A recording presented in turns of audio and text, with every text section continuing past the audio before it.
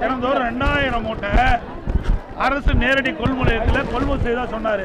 ஆனால் இங்கே வந்து லோட்மேனை கேட்டால் அவர் வந்து ஒரு நாளைக்கு 900 மூட்டை தான் நாங்கள் நேரடி கொள்முதலத்தில் நாங்கள் மூட்டை இடம் போடுறோங்கிறாங்க. அப்போ இதிலிருந்து என்ன தெரியுது? அமைச்சர் சட்டமன்றத்தில் தவறான தகவலை சொல்லியிருக்கிறார். அவர் சொன்ன மாதிரி தினந்தோறும் 2000 மூட்டை இங்கே நேரடி கொள்முதலில் இடம் போட்டிருந்தா இன்றைக்கி இந்த மூட்டை இடம் போட்ட மட்டும் இல்லை, இடம் போட்ட மூட்டையெல்லாம் இங்கே அடுக்கி வச்சுருக்குறாங்க. இந்த மூட்டையெல்லாம் லாரி அனுப்பாதனால இந்த மூட்டையெல்லாம் எடுத்துகிட்டு போக முடியல. இந்த மூட்டையில் குடோன்லேருந்து வெளியே கொண்டு போகாதனால புதுசாக விவசாயிகள் கொண்டு வருகின்ற அந்த நெல்லை எடை போட்டு வைக்கிறதுக்கு இடம் இல்லை.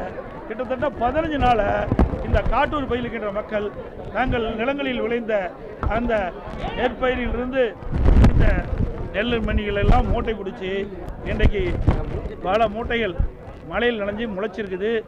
சாலையில் நெல்மணிகள்லாம் குவிச்சு வச்சு முளைஞ்சிருப்பதா நேரடியாக அப்படி செய்தியாட்டி சொன்னாங்க. இதை பார்த்துங்க. விவசாயிகள் கண்ணீரோட இன்றைக்கி அப்படி வேதனை தெரிவிக்கிறாங்க. இந்த தீபாவளி கண்ணீர் தீபாவளியாக விவசாயிகளுக்கு ஆகிட்டுது.